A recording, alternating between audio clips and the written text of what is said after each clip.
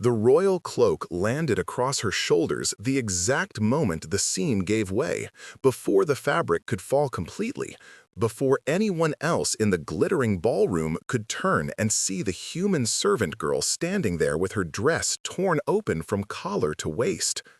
Wait, before the next revelation happens. If this mystery has already captivated you, let us know where you're following this story from. To make sure you don't miss any unexpected alliances or awakened powers, subscribe and join our circle. The game is about to change. Now, back to the scene.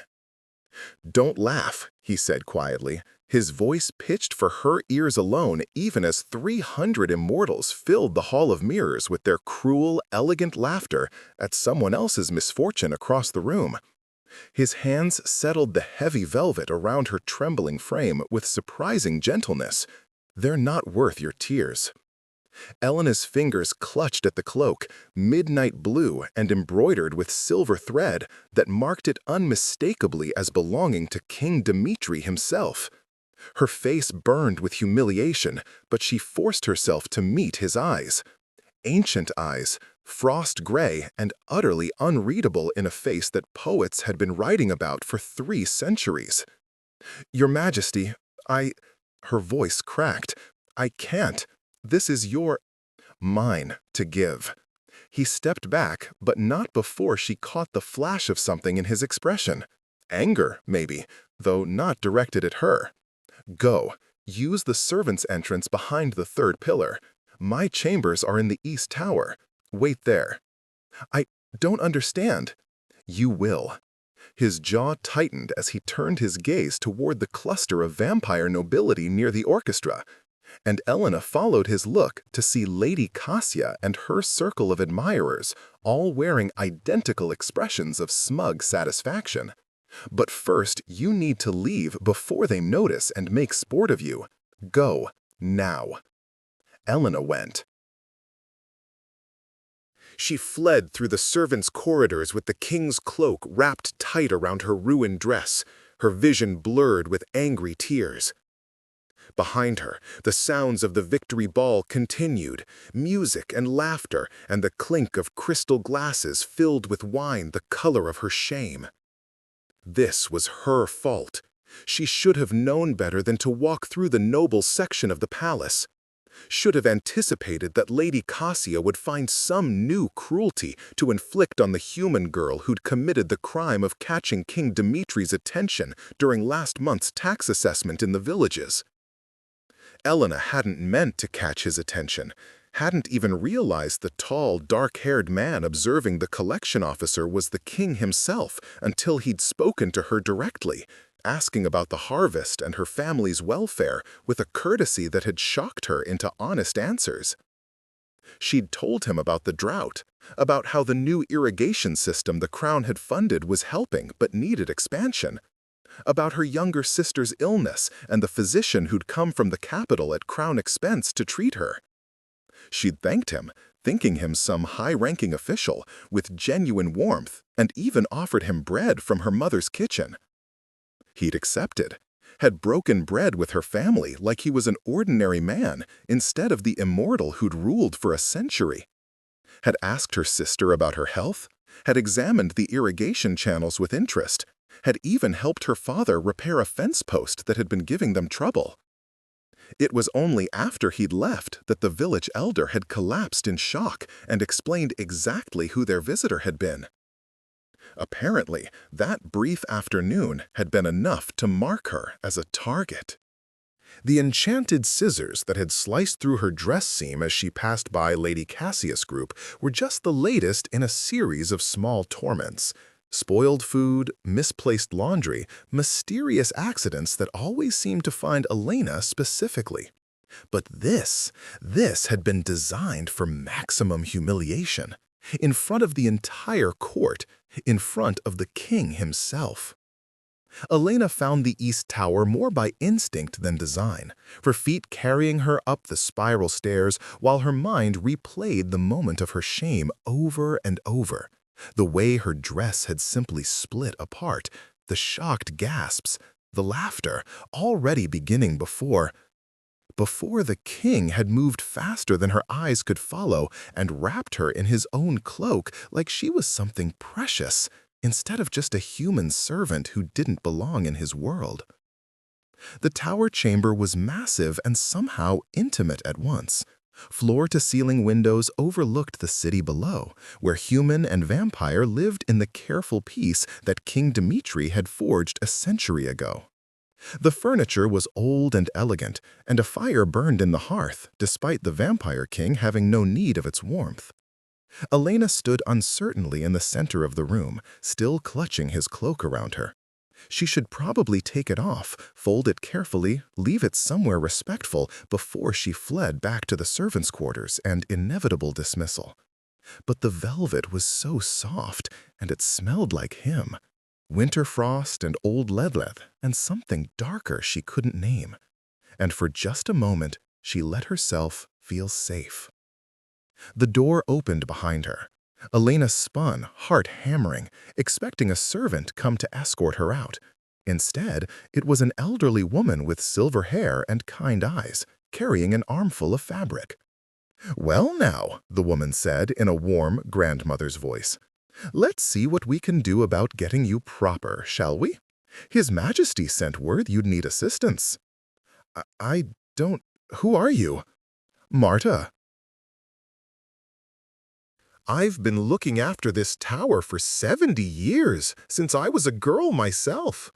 She set the fabric down on a chair and approached with gentle hands.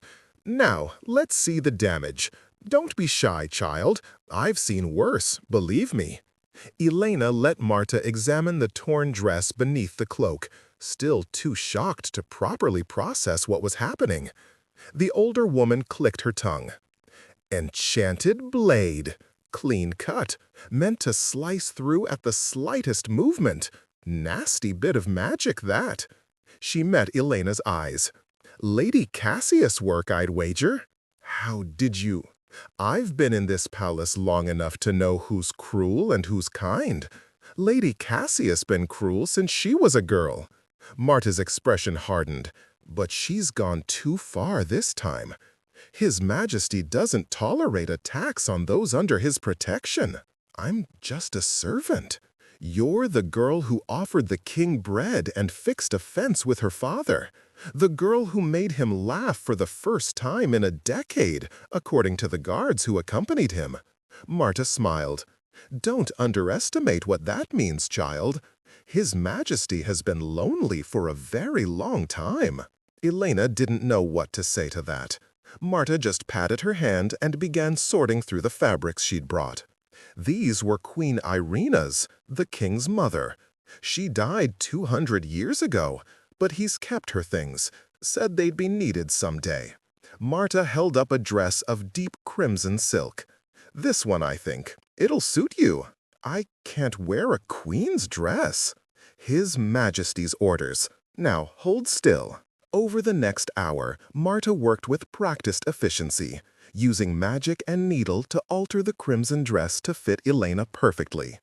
As she worked, she told stories about the king's mother, who'd been human before choosing to turn, about the early days of Dimitri's rule, when he'd fought to change laws that treated humans as little more than cattle, about the loneliness that had settled over him like a shroud after his mother passed.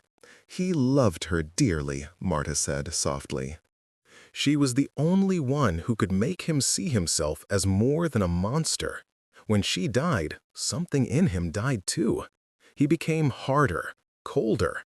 Oh, he's still a good king, fair and just, but there's no warmth in him anymore. Hasn't been for 2 centuries. Until, Elena found herself asking. Martha's smile was knowing. Until he came back from your village, and I heard him humming, actually humming, like a man instead of a statue. When I asked what had pleased him, he said he'd met someone who treated him like a person instead of a crown. She pinned the last seam. There, perfect. Now, you'll wait here for His Majesty. He'll be along shortly. Marta, what if I can't do this? What if I'm not strong enough for his world? The older woman cupped Elena's face with gentle hands. Strength isn't about being fearless, child. It's about being afraid and choosing to be kind anyway. You've already shown that strength by being honest with the king when you could have lied to please him. That's more than most of the nobles downstairs can claim. She left with a knowing smile, and Elena was alone again. She moved to the windows, staring out at the city sprawling below. Somewhere down there was her family's farm, her sister who'd recovered from her illness, her parents who'd been so proud when she'd been accepted for palace service. They'd be horrified if they knew what had happened tonight, would probably beg her to come home, to leave this dangerous world of immortals and their casual cruelties. But Elena found she didn't want to leave, didn't want to run. She wanted to understand why a vampire king would protect a human servant girl, why had wrapped her in his own cloak, why had looked at Lady Cassia with murder in his ancient eyes. "They told me you'd run," the voice came from the doorway. Elena spun to find King Dimitri leaning against the frame, his white shirt now visible without the cloak. He looked less like a monarch and more like something dangerous pretending to be civilized. "I'm glad you didn't. Your Majesty," Elena curtsied awkwardly. "I'm sorry, I shouldn't have presumed." "Elena," he cut her off gently. "May I call you Elena? Given that you're wearing my mother's dress and standing in my private chambers, formality seems excessive." "Yes, of course, Elena is fine." He moved into the room with that supernatural grace, and Elena's heart hammered against her ribs. Up close, she could see the details the candlelight hadn't revealed before. The way his dark hair fell across his forehead, the sharp line of his jaw, the fullness of his mouth that seemed at odds with the coldness in his eyes. "Lady Cassia has been removed from court permanently," he said without preamble. "Her enchanted scissors were traced back to her chambers, and she confessed under questioning. She and her entire circle have been banished from the capital. They leave at dawn." Elena stared. But she's nobility, one of the oldest families. I'm just..." "You're under my protection," which Lady Cassia knew perfectly well. His voice dropped to something dangerous. "She targeted you specifically because of that afternoon in your village, because she saw me treat you with basic dignity and decided that couldn't stand." "Why?" Elena whispered. "Why would she care? Why would any of them care about one conversation with a human?" Dimitri was quiet for a long moment, studying her with those ancient eyes. When he finally spoke, his voice carried the weight of 3 centuries of loneliness. "Because I smiled at you. Because I laughed when your sister told that ridiculous joke about the chicken and the vampire. Because for 4 hours I forgot to be a king, and just was." He moved to the windows, staring out at the city below. The court saw that, saw me be human, and it terrified them. Why would kindness terrify them? Because if I can be kind to one human, I might remember to be kind to all of them. Might remember that I was human once, before I was made into this. He gestured at himself with something like disgust. The nobility prefer their king cold and distant. It makes them feel safer, less like they might someday be held accountable for their own cruelties. Elena moved to stand beside him, close enough to feel the supernatural chill that radiated from his skin. "Marta told me you were turned against your will." "Marta talks too much," but there was affection in his voice. "Yes, I was turned in 1723. Held down by 3 vampires while a 4th drained me and forced her blood down my throat. I woke 3 days later as something I never wanted to be. I'm sorry." "Don't be. It was a long time ago." He finally turned to look at her, and Elena saw something raw in his expression, but I remember what it felt like. The violation, the helplessness, the shame of having my humanity stripped away while others watched and did nothing. Understanding crashed over Elena like a cold wave. That's why you covered me, why you acted so quickly.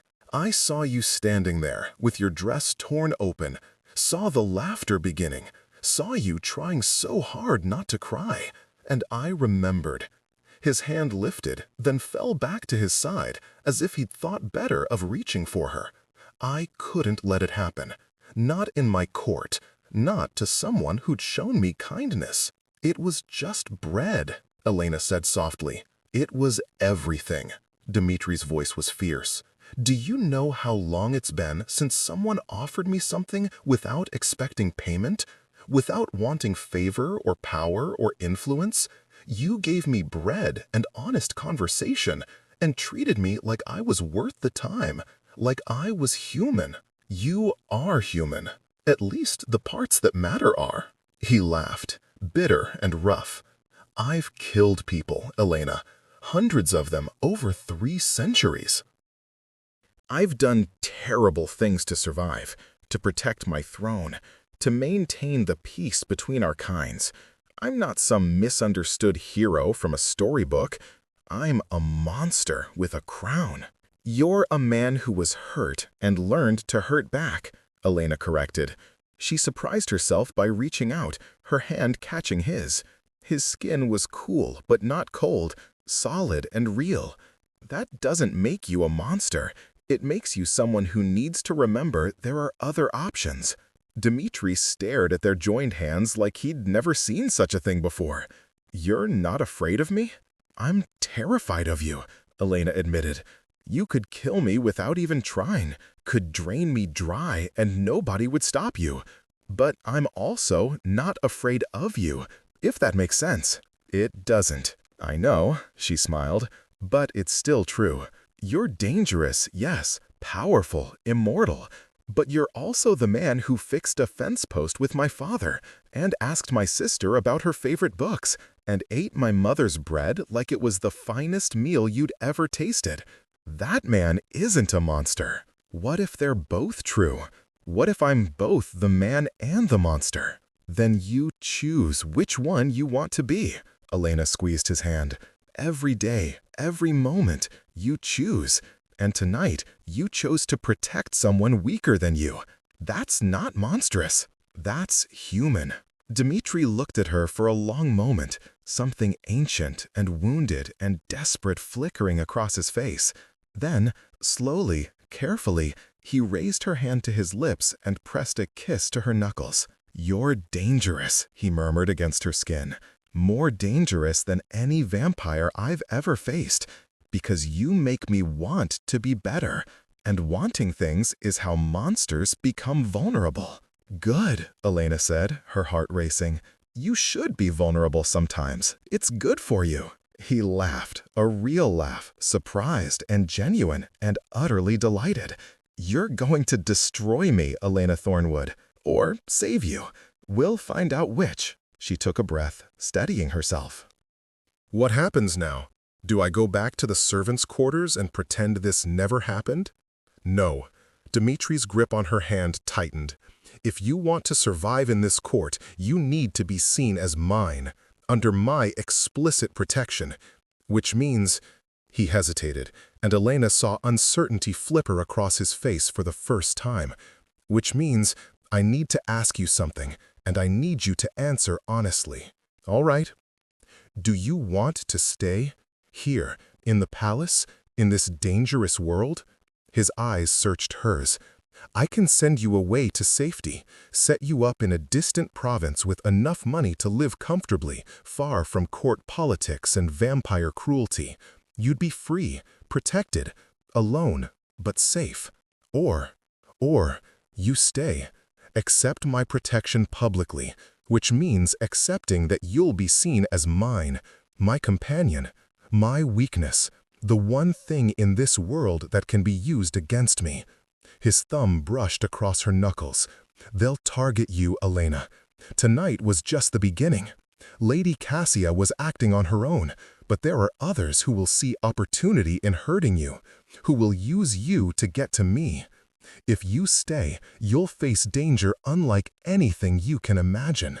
Elena thought about her family's farm, about the simple life she'd left behind, about the fact that she was standing in a vampire king's chambers wearing a dead queen's dress and holding the hand of a man who'd lived for 3 centuries.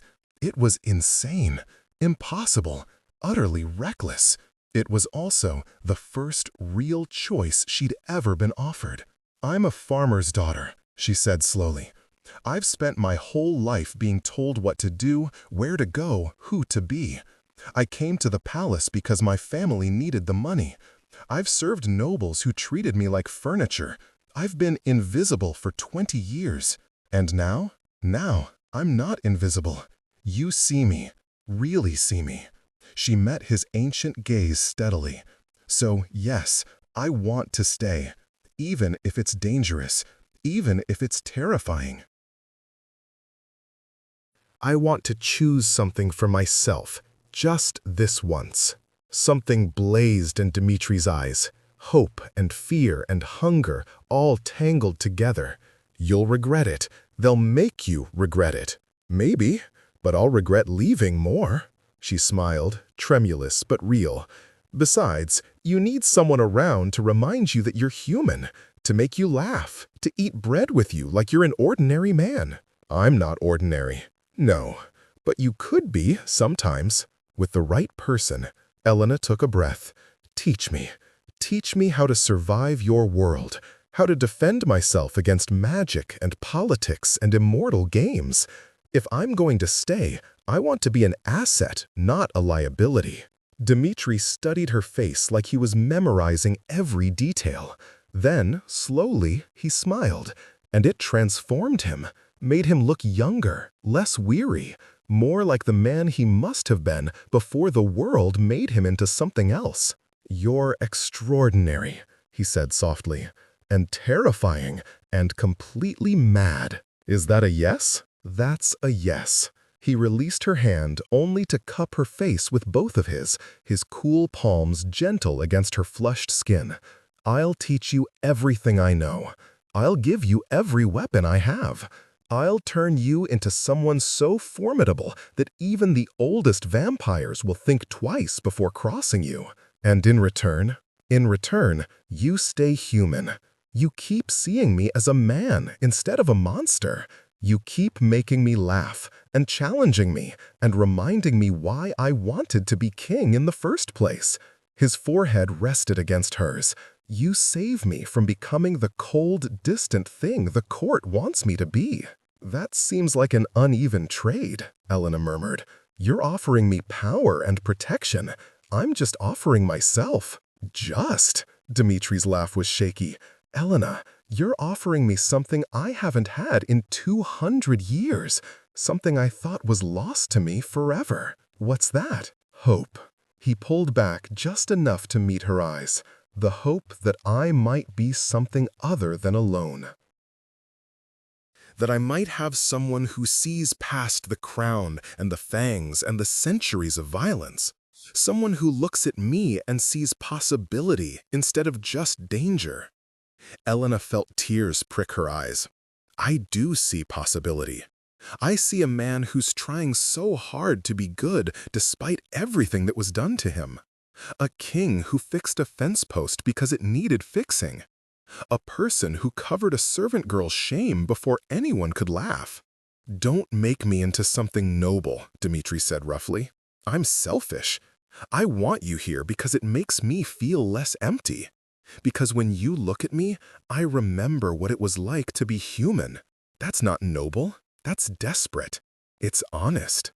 Elena reached up, her hand covering one of his where it still cupped her face. "And honesty is more valuable than nobility. So yes, I'll stay. I'll be your reminder, your link to humanity, your proof that you're more than just a monster with a crown." "And what do you get?" His voice was barely above a whisper. "Besides danger and politics and the target on your back?" Elena thought about it, about the way her heart raced when he touched her, about the fierce protectiveness in his eyes when he'd covered her shame, about the loneliness that echoed in every word he spoke about the last 2 centuries. I get to matter, she said simply. I get to be seen. I get to choose my own path for the first time in my life. And maybe, just maybe, I get to fall in love with a vampire king who needs someone to remind him he's still capable of love. Dimitri's breath caught. Elena, I'm not saying I'm there yet, she said quickly. But I could be. I can feel it, this pull between us, this possibility. She smiled. So, teach me, protect me, let me stay, and we'll figure out the rest as we go. He kissed her then, soft and tearful and almost reverent, like she was something precious he was afraid of breaking. Elena kissed him back, her hands fisting in his shirt, pulling him closer, despite every logical reason she should push him away. His lips were cool but not cold, and he tasted like winter and darkness and something indefinably him. Elena felt electricity race down her spine, felt her toes curl in her borrowed shoes, felt her heart hammering so hard she was certain he could hear it. When they finally broke apart, both breathing hard, though his breath was more habit than necessity, Dimitri looked stunned. That was a terrible idea, Elena finished, slightly breathless. We barely know each other. This is moving too fast. Someone's probably going to try to kill me for it. All of that is true. Dimitri's thumb brushed her lower lip. Do you care? Not even a little bit. She grinned, feeling reckless and brave and absolutely terrified. When do we start? Start? My education. Learning to survive your world. Elena pulled back, squaring her shoulders. If I'm going to be the king's companion, I need to be ready. So, when do we start? Dimitri's smile was slow and dangerous and full of promise. We start now. But first, we need to return to the ball. Together, so everyone knows exactly what you are to me. Elena's stomach clenched.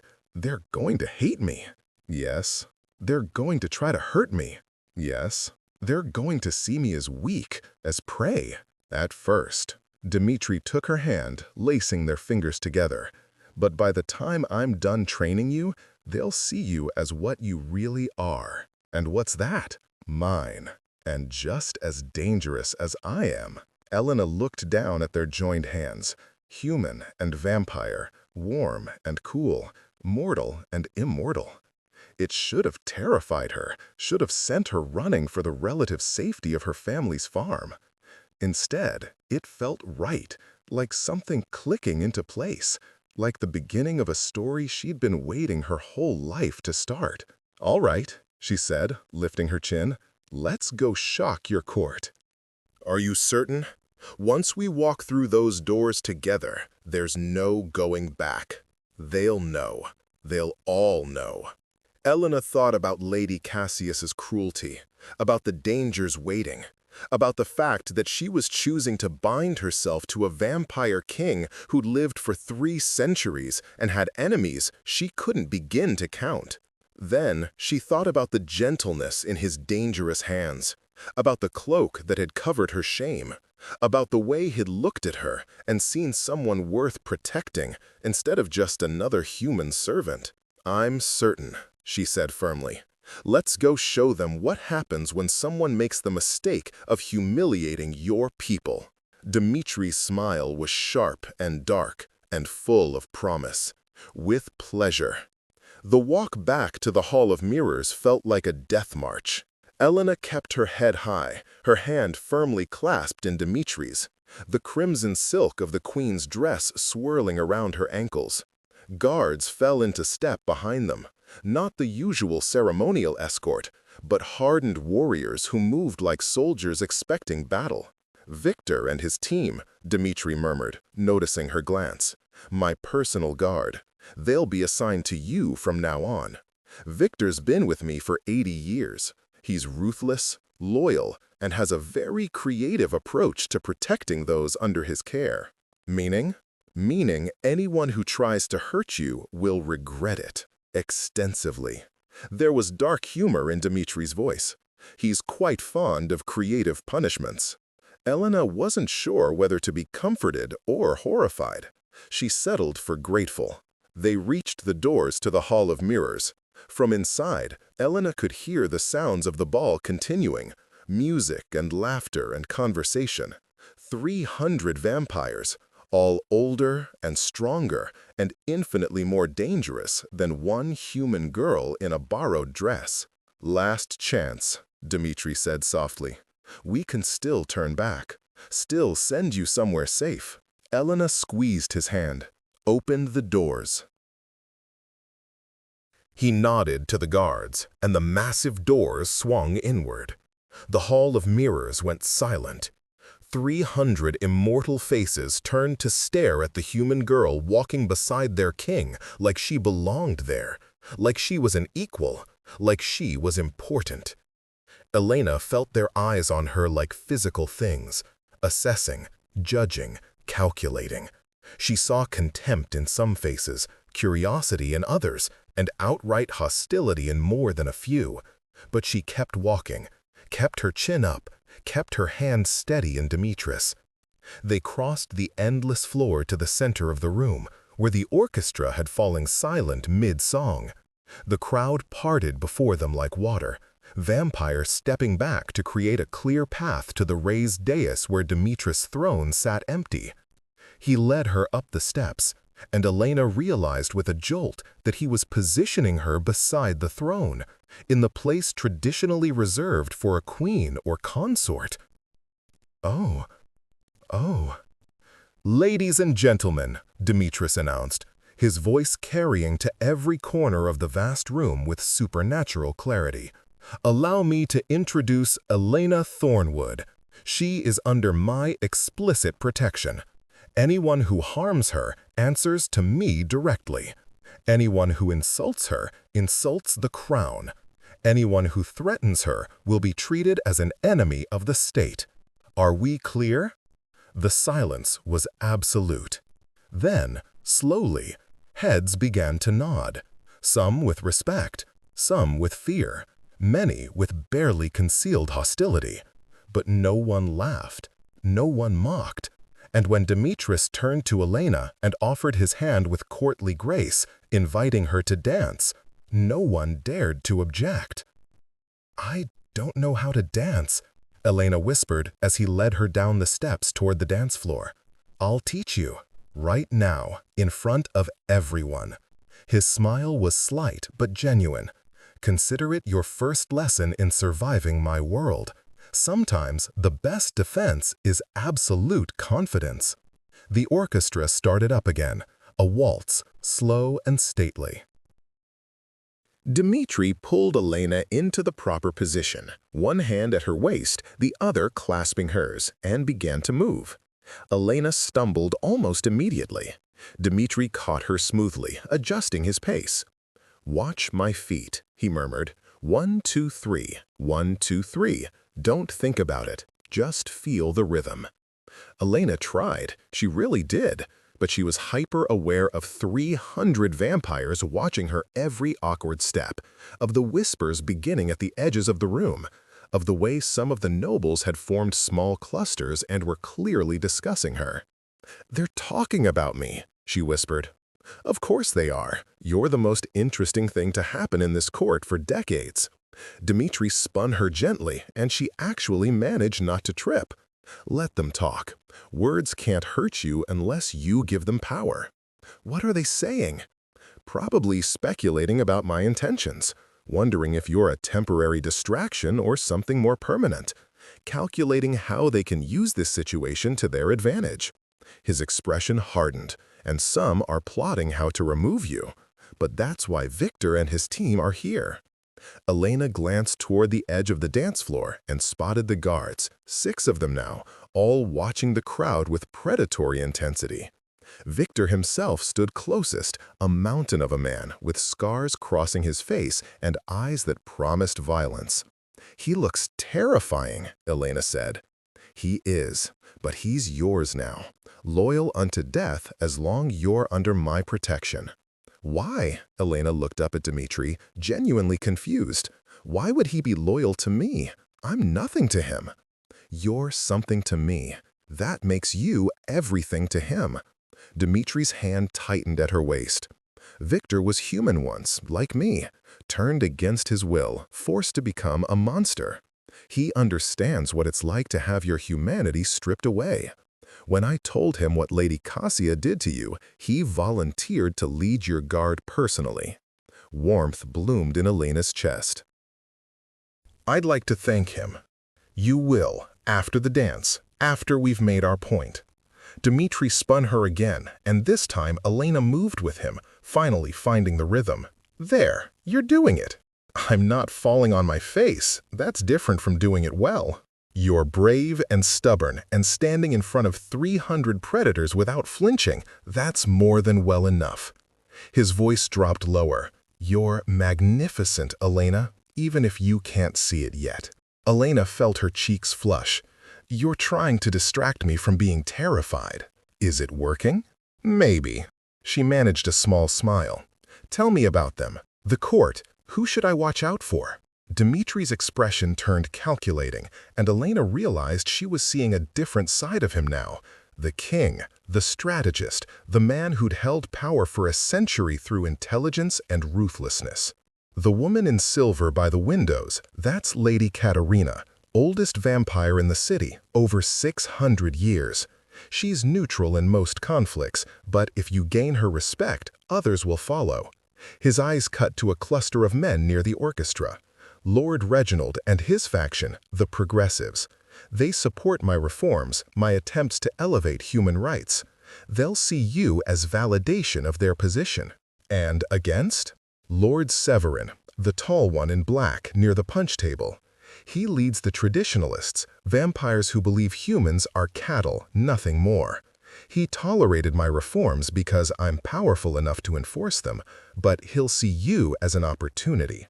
If he can prove that a human can't handle court politics, that we're too weak or too naive, he'll use it to argue for rolling back human protections. Elena felt cold. So I'm a test case. You're a symbol, which is more dangerous than being a person. Dimitri's hand was steady at her waist, anchoring her. But symbols can also be powerful. If you succeed, if you prove that humans can stand equal with vampires, you'll change the entire dynamic of this kingdom. No pressure, then. He almost smiled. You'll be brilliant. You already are. The waltz ended, and another began immediately. Other couples joined them on the floor now, some clearly positioning themselves to eavesdrop, others simply taking advantage of the continued music. Elena recognized a few faces from the servants' quarters, vampires who'd been polite to the human staff. They offered her small nods, almost smiles. Not everyone was an enemy, she realized. Just most of them. There's something else you should know, Dimitri said as they moved through a turn. Something I haven't told you yet. I'm not sure I can handle any more revelations tonight. This one's important. His eyes met hers, and Elena saw vulnerability there. My mother, Queen Irina, was human before she turned. She chose it. Chose immortality so she could stay with my father. They ruled together for nearly 2 centuries before she passed. Vampires can die? We can be killed. It's difficult, but not impossible. My mother was assassinated by a faction that opposed her influence over my father, over the kingdom. Pain flickered across his face. They cut out her heart with a spelled blade while she slept. My father went mad with grief, started a purge that killed hundreds before I stopped him. He walked into the sun 3 days later. Dimitri. Elena's hand tightened in his. I'm so sorry. It was 200 years ago, but I'm telling you this because you need to understand what wearing my mother's dress means, what standing beside my throne means. His voice dropped. The court will see you as a potential queen, as someone who might follow my mother's path. Human turned vampire, consort elevated to crown. They'll react accordingly. Elena's mind reeled. You're saying they'll try to kill me before I can become what your mother was? Some will, yes. Others will court your favor, hoping to gain influence through you. Still others will wait and watch, trying to determine if you're worth their loyalty or their enmity. His expression was grim. It's a dangerous game, Elena. More dangerous than I let on before. Then why tell me now? Why not before I agreed to stay? Because I'm selfish. Dimitri's jaw tightened. I wanted you to choose me before you understood the full cost. And because I needed to see if you'd run when you realized what you were walking into. My mother didn't run. She stood her ground, learned to fight, became one of the most formidable queens in our history. I needed to know if you had that same strength. And do I? You're still dancing with me, still holding your head high while 300 predators watch and judge and plan. His hand moved from her waist to cup her face right there in the middle of the dance floor. So, yes, you have that strength. Question is whether you have the will to develop it. And don't. Elena smiled, sharp and determined. I don't want gentle. I want to survive. Something blazed in Dimitri's eyes. Pride and desire and fierce approval all tangled together. Then we start tomorrow. Dawn. My private training room. Bring your courage and your stubbornness, because I'm not going to be gentle. Good. Elena smiled, sharp and determined. I don't want gentle. I want to survive. The music swelled toward a crescendo, and Dimitri spun her one final time before pulling her close. His lips brushed her ear as he whispered, "You're going to be magnificent, and terrifying, and mine."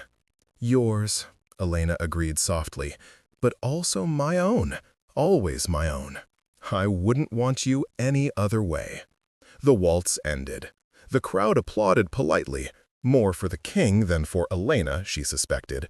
But she held her head high as Dimitri led her off the dance floor toward where Victor and his team waited. The big guard inclined his head respectfully. "Miss Thornwood, I'm Victor. I'll be heading your security detail." "Thank you," Elena said sincerely. "His Majesty told me you volunteered." Something flickered in Victor's scarred face. Surprise, maybe, that she'd acknowledge him directly. "I did. What was done to you tonight was dishonorable. Lady Cassia deserved worse than banishment." "She got what the law allows," Dimitri said mildly. "Though if she's foolish enough to return, the law will be much less forgiving." Victor's smile was sharp. "Understood, Your Majesty." A throat cleared behind them. Elena turned to find an elderly vampire approaching, male with silver hair and eyes like polished amber. He moved with the careful deliberation of extreme age, and his clothes marked him as high nobility. "Your Majesty," he said, bowing to Dimitri. Then, surprisingly, he turned and bowed to Elena as well. "Miss Thornwood, I am Lord Aldrich, Chancellor of the Northern Holdings. I wanted to offer my congratulations on your elevation." Elevation. Elena tried not to sound as confused as she felt. "To the king's favor. It's rare and precious." Lord Aldrich's smile was genuine, if somewhat amused. "I knew Queen Irina, you see, served on her council. When I saw you wearing her dress, standing beside the throne, I thought, here is someone who might follow in her footsteps." "That's a lot to assume from one dress," Elena said carefully. "Perhaps. But His Majesty doesn't do anything by accident. Least of all drape his mother's gown on a human girl and present her to the court." Lord Aldrich's eyes twinkled. "I look forward to seeing what you become, Miss Thornwood. If you're anything like Queen Irina, this court is about to become far more interesting." He bowed again and departed, leaving Elena slightly stunned. "That was Lord Aldrich," Dimitri murmured, "one of the most influential nobles in the kingdom. If he's offering you public support, others will follow." Or they'll see me as an even bigger threat. Also true. Dimitri's hand found the small of her back, a gesture that was becoming familiar. Politics is complicated, but you're not alone in navigating it. I'll teach you.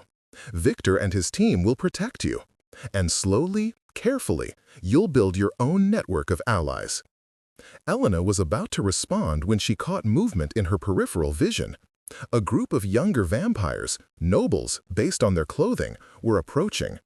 They moved with the casual arrogance of immortals who'd never been told no, and their smiles didn't reach their eyes.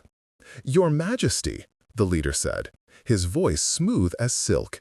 He was beautiful in the way vampires often were, sharp features, pale skin, dark hair falling artfully across his forehead. "We couldn't help but notice your companion. How delightful to see humans being elevated to such prominence." There was mockery in his tone. Dimitri's hand tensed against Elena's back.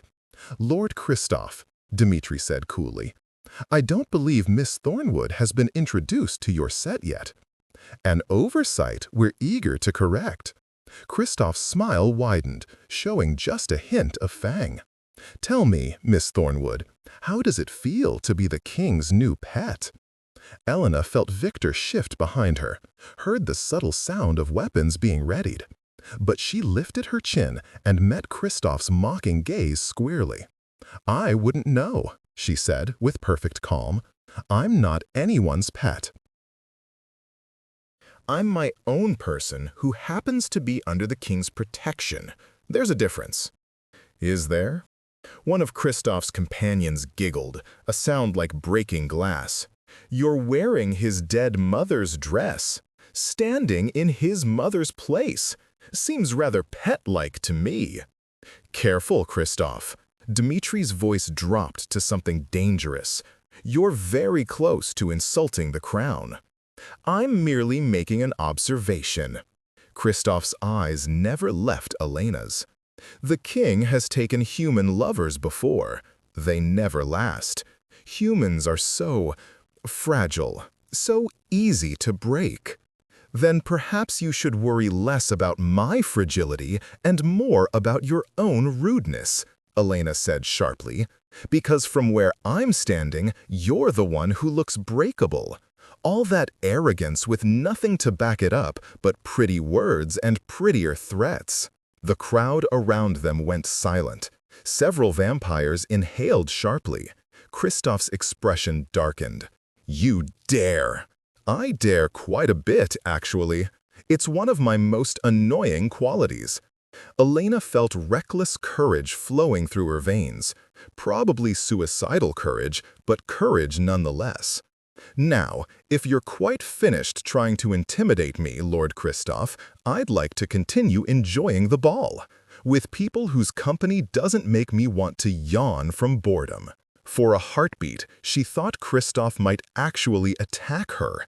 His eyes flashed red, his fangs extended fully, and his entire body tensed like a predator preparing to strike. Then Dimitri laughed. It wasn't a kind laugh. It was the sound of an apex predator genuinely amused by something smaller and weaker trying to threaten what was his. The temperature in the room dropped 10 degrees, and frost literally began forming on the windows. "I like her," Dimitri said, his voice carrying that supernatural resonance that marked him as something far older and more dangerous than the nobles surrounding them. "She has spirit.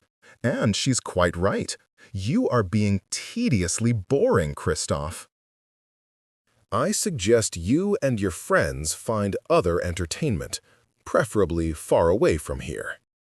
It wasn't a suggestion, it was a command backed by a century of absolute power. Kristoff and his group fled. The moment they were gone, Elena's knees buckled slightly. Victor caught her elbow, steadying her, and Dimitri turned her to face him with concern written across his features. "That was incredibly brave," he said quietly, "and incredibly stupid." "I know," Elena's hands were shaking, "but I couldn't just stand there and let him mock me, mock us. If I'm going to survive here, I need them to know I'm not easy prey. You also need to pick your battles, but there was pride in his voice despite the rebuke. Kristoff is young, barely a century old. His pride is easily wounded, and his temper runs hot. You made an enemy tonight. I had enemies the moment I walked in wearing your mother's dress, Elena pointed out. At least this way, they know I'll fight back. Victor made a sound that might have been approval. She's not wrong, Your Majesty. Showing weakness to this crowd is the fastest way to get torn apart. Miss Thornwood showed teeth. Some will respect that. And others will see it as a challenge.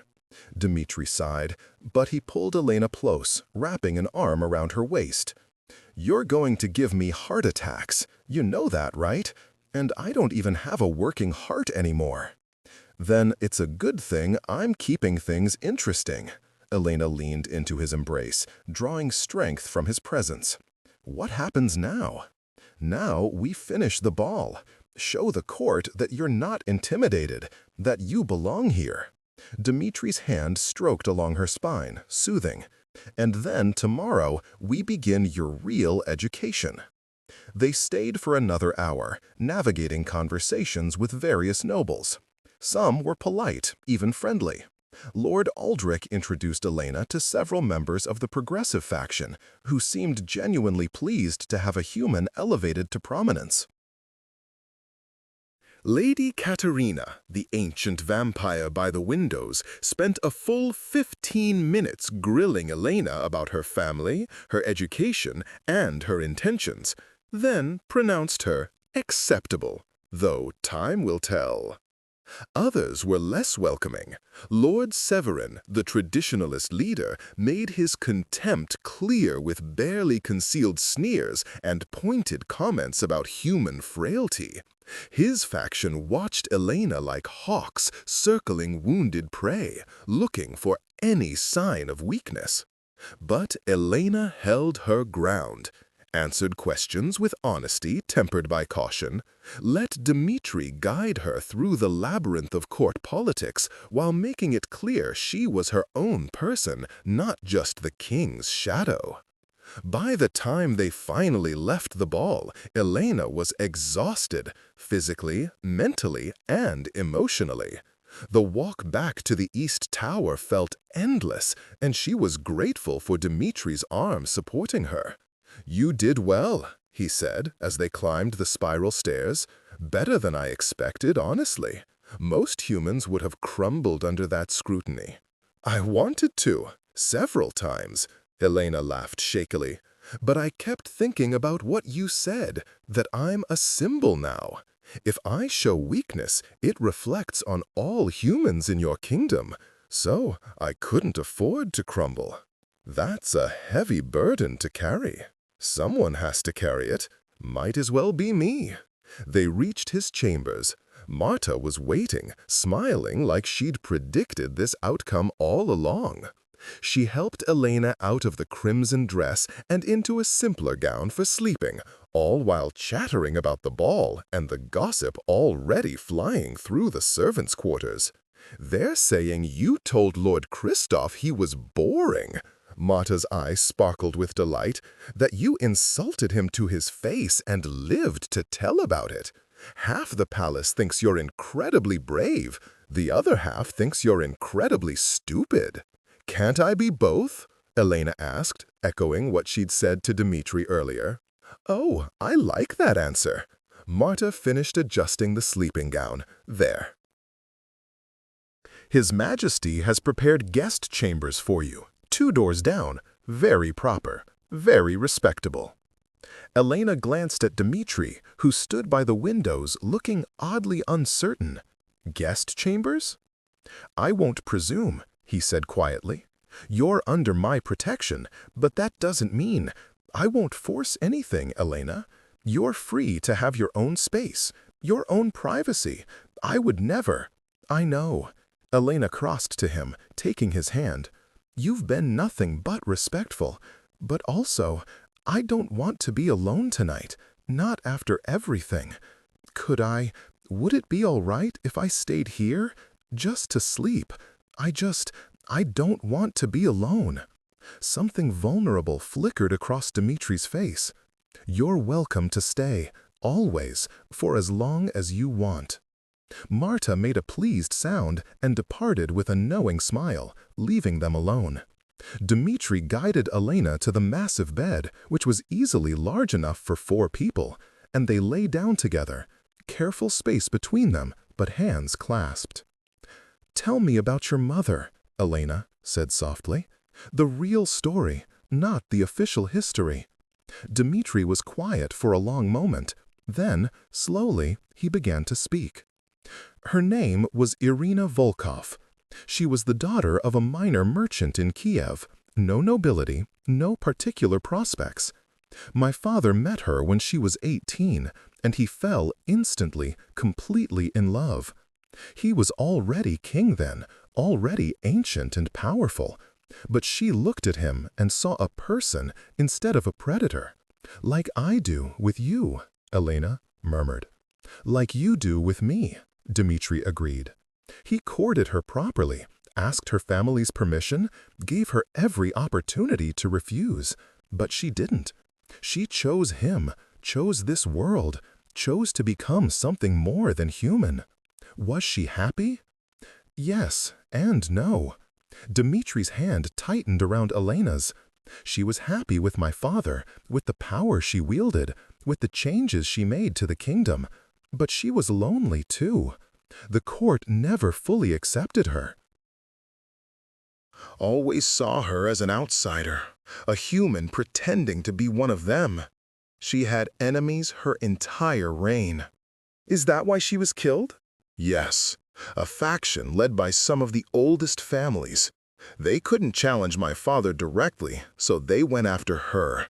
Cut out her heart while she slept with a blade spelled to prevent regeneration. His voice was hollow with old pain. My father found her. He went mad, started killing anyone he even suspected of involvement. I had to stop him before he destroyed the entire kingdom. And then he walked into the sun. 3 days later. He couldn't live without her. Didn't want to. Dimitri pulled Elena closer until her head rested on his chest. I swore I'd never fall in love after that. Never give anyone that kind of power over me. Spent 2 centuries keeping everyone at a distance, being the cold, perfect king the court wanted, until a farmer's daughter offered you bread, until a farmer's daughter treated me like I was worth her time. He pressed a kiss to her hair. You've undone 2 centuries of careful control in a matter of weeks, Elena Thornwood. You've made me want things I thought I'd buried with my parents. You've made me hope. Is that a bad thing? It's terrifying. Hope means vulnerability, and vulnerability means someone can hurt you. His arms tightened around her. But it also means feeling alive for the first time in 200 years. So no, it's not a bad thing. It's just new. Elena tilted her head back to look at him. I'm scared too, you know. Scared of this world, scared of the people who want me dead. Scared of the fact that I'm falling for a vampire king who's lived centuries and seen things I can't even imagine. But I'm also excited to see what we could become. Together, Dimitri echoed softly. I like the sound of that. They fell asleep like that, wrapped around each other in the darkness, while outside, Victor and his team kept watch against the enemies who would certainly come. Dawn arrived too soon. Elena woke to find Dimitri already gone. Of course, he couldn't be in the room with sunlight streaming through the windows. A note on his pillow read, Training room, sub-basement level 3. Come when you're ready. Wear comfortable clothes. D. Marta appeared with breakfast and a set of practical clothes. Leather pants, a simple shirt, sturdy boots. For training, she explained. His Majesty was very specific about what you'd need. Elena ate quickly, nervous energy making her stomach flip. She'd committed to this path last night, but the reality of it felt different in daylight. She was really doing this, really preparing to become something more than a servant, more than a symbol. She was preparing to become dangerous. Victor was waiting outside the chambers, along with 2 other guards. "Miss Thornwood, I'll escort you to the training room." "You don't have to call me that," Elena said. "Just Elena is fine." "Protocol dictates." "Protocol can adapt." She smiled at him. "We're going to be spending a lot of time together, Victor. Might as well be on a first-name basis." The big guard considered this, then nodded slowly. "As you wish, Elena. Though in public, I'll maintain proper address, for appearances." "Fair enough." They descended through the palace, past the main floors, where servants were already busy with morning tasks, down into levels Elena hadn't known existed. The sub-basements were carved from living rock, lit by enchanted crystals that cast a cold, blue light. The training room was massive, easily 100 feet across, with padded floors, weapon racks along the walls, and what looked suspiciously like bloodstains in several corners. Dmitri stood in the center, dressed in plain black clothes, his hair tied back. He looked deadly. "You came," he said, sounding pleased. "Did you think I wouldn't?" "I hoped you would, but I know how overwhelming last night was." He gestured around the room. This is where I train my guards, where I've trained every warrior in my personal service for the last century, and now where I'll train you. Elena moved further into the room, taking it all in. What exactly are you going to teach me? Everything. Hand-to-hand combat, weapons, defensive magic, court etiquette and political maneuvering. How to read people, how to lie convincingly, how to know when someone is lying to you. Dimitri's expression was serious. I'm going to turn you into someone who can survive in my world without constant protection. Someone who can defend herself against both physical and political attacks. That's a lot. It is, and it's going to hurt, both physically and emotionally. He moved closer, his eyes searching hers. I won't go easy on you, Elena. If I do, you won't learn. You won't survive. So I'm going to push you harder than you've ever been pushed. I'm going to break you down and rebuild you stronger. Are you ready for that? Elena thought about Lady Cassia's cruelty, about Kristoff's mockery, about the way the court had looked at her like she was prey. Yes, she said firmly, I'm ready. Break me down. Build me back up. Do whatever it takes. Then we start with the basics. Dmitri moved to the center of the room, gesturing for her to join him. First lesson, how to fall without breaking, because you're going to be doing a lot of falling. He wasn't joking. For the next 3 hours, Dmitri taught Elena how to take a hit, how to roll with impact, how to protect her vulnerable points when thrown to the ground.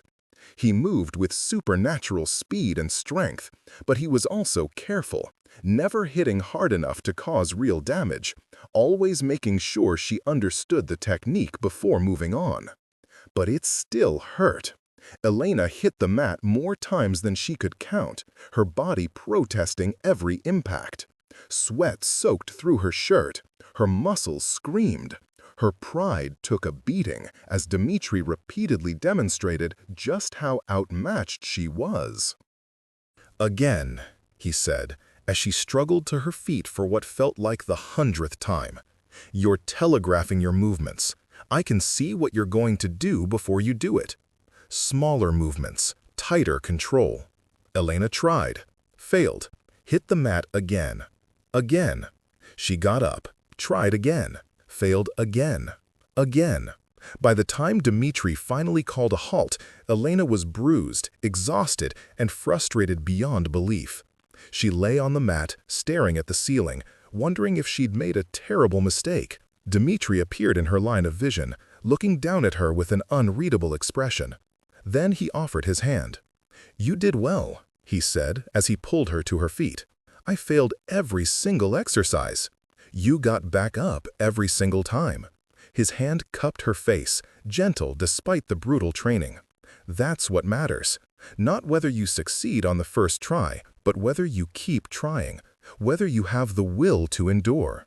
"This is going to take forever," Elena said, her voice small. "Yes, months, maybe years." Dimitri's thumb brushed away a tear she hadn't realized had fallen. "But I have time, and if you're willing to put in the work, so do you. We'll go slow, we'll be patient, and eventually you'll be formidable." "Eventually" seems very far away right now. "I know."